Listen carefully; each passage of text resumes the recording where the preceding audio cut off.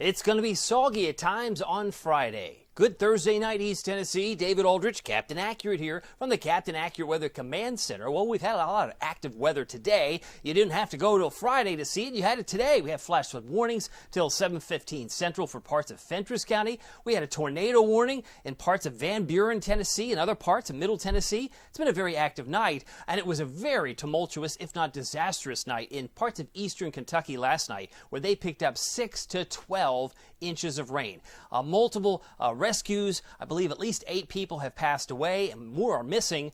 And there's more rain where this came from.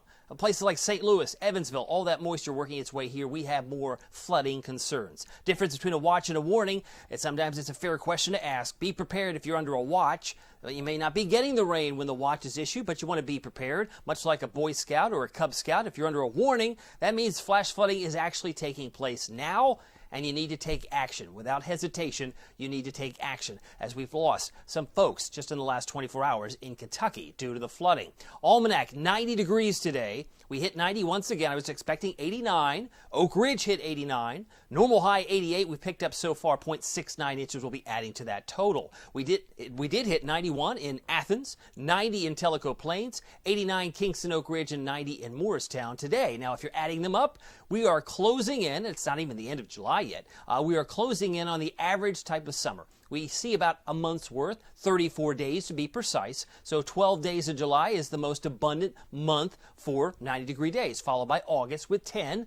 So far, you add now 18 days for July. That brings us to a grand total now of 32 days. So we're up to 32 days. We get 2 more, and we will be at on par with an average year. But we know this is anything but an average year. We'll be getting back into the 90s pattern, I think, by middle of next week. Scattered flash flooding, a possibility from the Weather Prediction Center for Friday. Everyone in yellow, that's East Tennessee, could find some excessive rainfall issues. So flooding is on the table, and sometimes that flooding can exceed one's expectations. So the yellow is scattered, means it could be localized. It could be mainly near small streams and creeks, but this pattern with a slow-moving front and all this humidity, is it any wonder we see amounts like this? Take a look. This is one future rainfall. This takes you through 8 o'clock Saturday. You say, well, that's not too bad, about an inch, inch and a half. But then we take you into Sunday, and you say, wait a minute, there's more on Sunday? Oh, yes, it keeps coming. Well, anywhere in yellow could be 3 inches.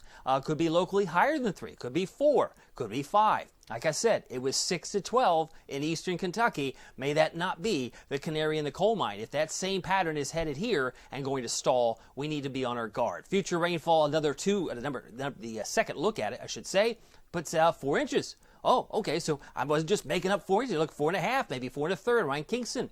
So by 8 o'clock Sunday night, some of you may be saying enough's enough. I'm ready for this pattern to change. Soggy at times on Friday, flooding threats this weekend and beyond, and it's going to stay humid. That'll be the rocket fuel upon which this car wash sponge will ring out over our heads. This is where we've had all the damage reports in the last 24 hours. I mentioned very appropriately all the flooding that was taking place in Kentucky. This is it reminds me of all that. We had 8 inches of rain in Powell a couple of days back, but they had some very heavy rain in parts of Breathitt County, areas into Perry County. Multiple cars were submerged. This was Knott County, Kentucky, about 3:44 in the morning. People either lost their life while they were asleep or in the wee hours of this morning, and it's tragic no matter how you look at it. 2 feet of water across parts of Pike County. So this was the situation. May that not be our future, but it is possible. We want to be prepared in the future. Storm Prediction Center, a couple of colors to talk about. The one in yellow is the scattered severe storms. Those will be primarily big cities like Philadelphia, maybe just south of Philly, D.C., Baltimore, and Richmond, Virginia.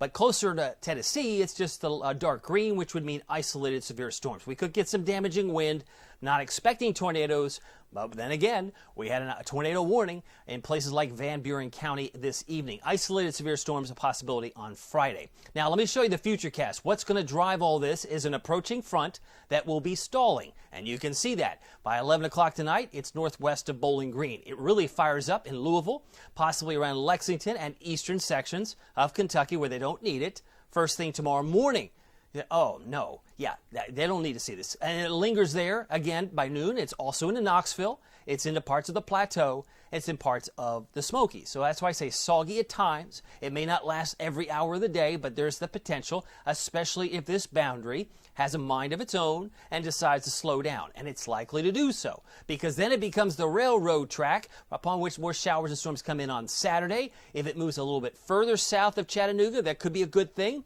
But it could be very wet for Athens, Tellico Plains on Saturday if the front gets south of Chattanooga. But eventually, all this moisture is going to want to come back like so. And that's 7:15, 7 o'clock Sunday morning. And it's just a parade of rain, and heavy rain at that, for your Sunday and, dare I say, your Monday. So we've got a couple of days where it's not going to be pretty. It's all going to be contingent on this slow moving front. That's one element we have to take into consideration. So for tomorrow, we're looking for a high around 86 degrees.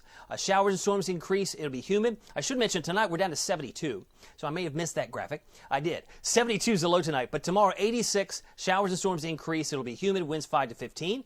High temperature Friday about 82 Middlesboro, 84 Morristown, 88 Newport. A little bit of variability there. Jamestown 79 and 88 for Tellico Plains on your Friday. Here's your Captain Accurate Weather Authority forecast for Knoxville and East Tennessee. 85 Saturday.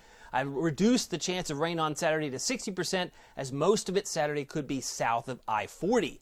But then on Sunday, everybody's participating in the rainy pattern. Sunday and Monday, 80% chance of rain, probability pretty high, and again, 80 for a high on Monday, before we're 10 degrees hotter on Wednesday at 90. 92 on Thursday. So the hot weather will be returning by mid next week. By the way, if you have any questions, you can certainly keep track of it all using the Captain Accurate Weather app. So important that you get these updates. If you get a notification that you're under a flash flood warning and it happens while you're sleeping and you wake up, then you say, hey, this saved my life. I'm glad I know about this. Keep you and your family safe. It's free. And it has Pete Michaels Traffic 24/7 on the app as well. Well, my name is David Aldridge. Some people call me Captain Accurate. It's not easy being accurate, so weather doesn't surprise you. We'll see you here next time. Take care.